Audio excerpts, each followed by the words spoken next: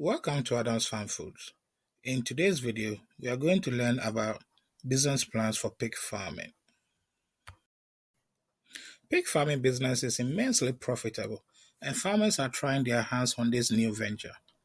However, you must have adequate knowledge about how to start or how to proceed before you really start dipping your feet into pig farming. It is necessary to have a good idea about pig farming before starting. Every successful farmer should have a good management skill and they know how to raise pigs. If you are looking to start a pig farming business, you will need to develop a well thought out plan for the big business. However, having a plan will provide you with a structure and ensure every aspect of your business remains organized. If you are new to this field, there is no need to worry, as this business plan will discuss everything from building a pen to managing it. Following a particular system helps you to stay focused. It is important to ensure that you do not fail in pig farming venture by following a system that has been proven to be successful. Mostly, follow a proven system that works. As mentioned before, pig farming is increasingly lucrative business. Still, before you venture into this field, you will need to consider the elements like having ample land. If you do not have access to land, you need to find ways to either rent it or better still, start with what you have and then expand into it. If you have 1 acre farmland somewhere, you can successfully start something on that land. And as the pig farming business grows, buy more land if necessary, and then slowly grow into that. To be successful, you will need to have a good selection of pig breeds.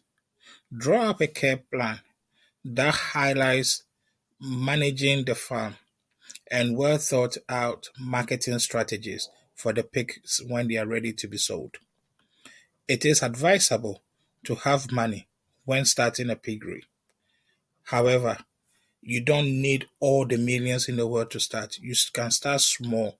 You can even start with two breeder pigs and then grow them. And then some people like can borrow a stud, like a boa, and then use that boa to help breed their female gilts. And then what they can then do is they say, okay, what we do is we give you one of our breeds. So as the piglets are born, they when they are ready to be weaned off, you give the person that you borrowed the boa from, you give them at least one of your piglets, and then they take it as a payment for you borrowing their pig.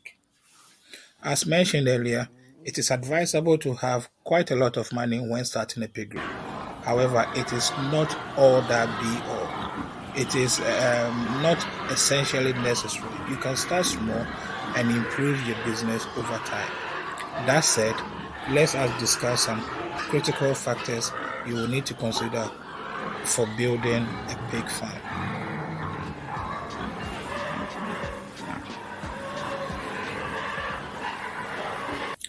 Some of the critical criteria to consider when starting a piggery are as follows: acquisition of land, building of the pens, sourcing for food for the pigs, obtaining capital, sourcing for market to sell your pigs.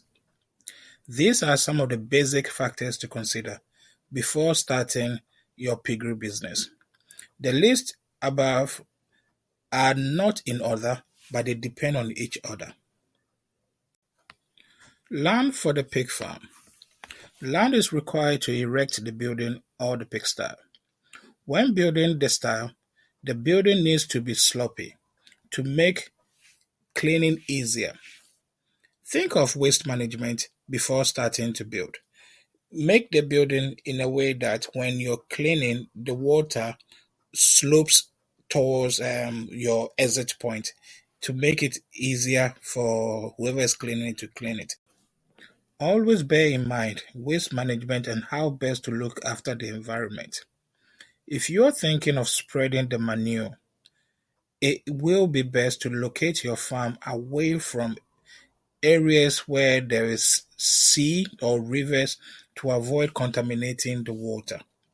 You do not need to channel your waste into streams thinking that it will be easier. Don't forget, the manure is full of nitrogen, and eventually it will be too much for whatever living organisms in that place. However, if you dig a place for the manure or use a biogas system, you can have a water source close by due to you not contaminating it.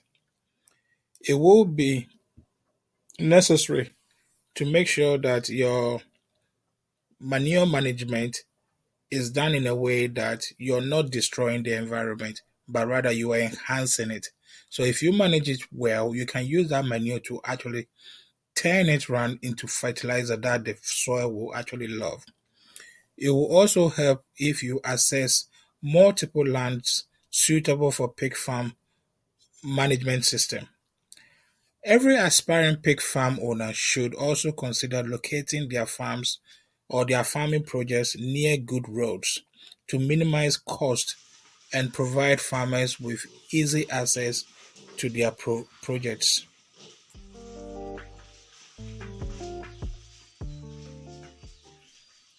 For me personally, I use biogas as a way of waste management. With the biogas, I'm able to get liquid fertilizer from it, which I use to fertilize my crops. I'm also able to get um, gas from it, which my workers and myself use to do quite a lot of cooking. And we are trying, or I'm trying my hands on turning the gas or using the gas to generate electricity for the farm. It does not matter what type of pig farming you're doing, whether it's intensive or whether it's the pastured type of pig farming where the pigs are left to roam around and come back in as freely as they want.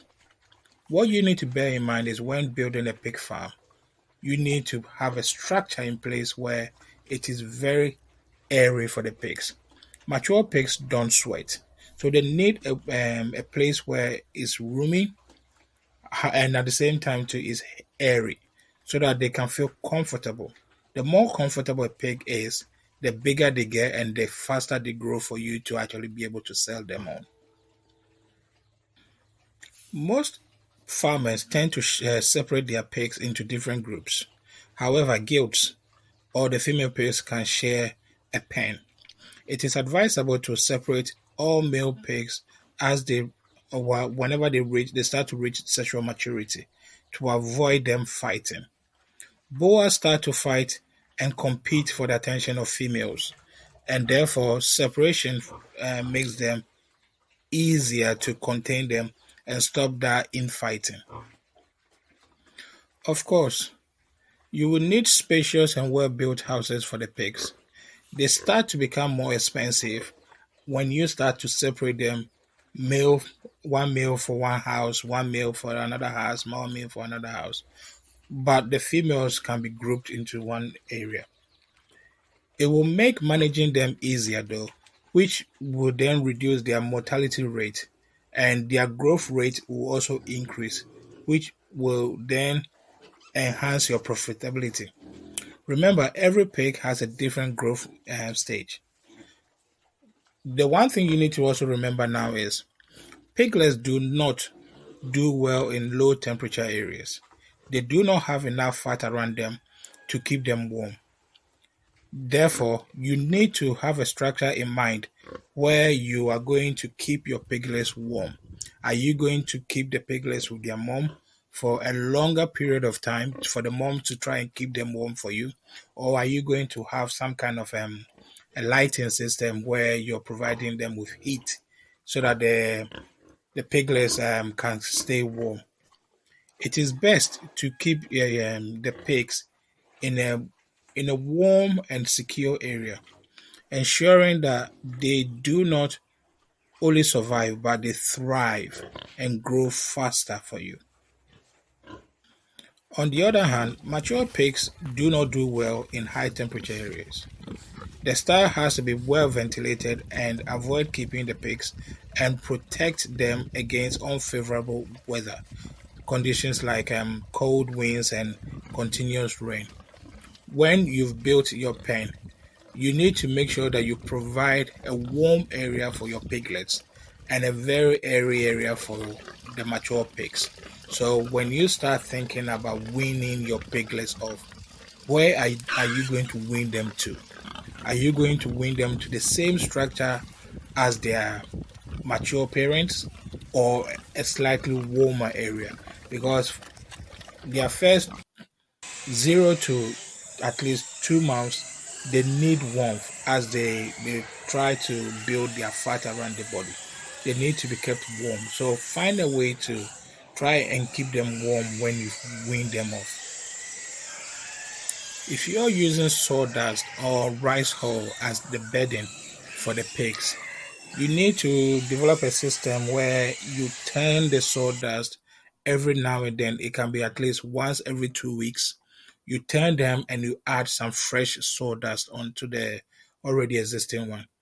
You keep adding and adding until you move the pigs on. So you can have a way of say, okay, every 3 months I'm getting rid of this sawdust, and then give them a fresh one completely to start afresh. So when you get rid of that one, you put it somewhere and turn that into a very rich manure pile where you can compost it and then use that compost as a very organic fertilizer for your plants. This is a two-part video. Part two will be coming up next week. If you're here for the very first time, my name is Eric Adams.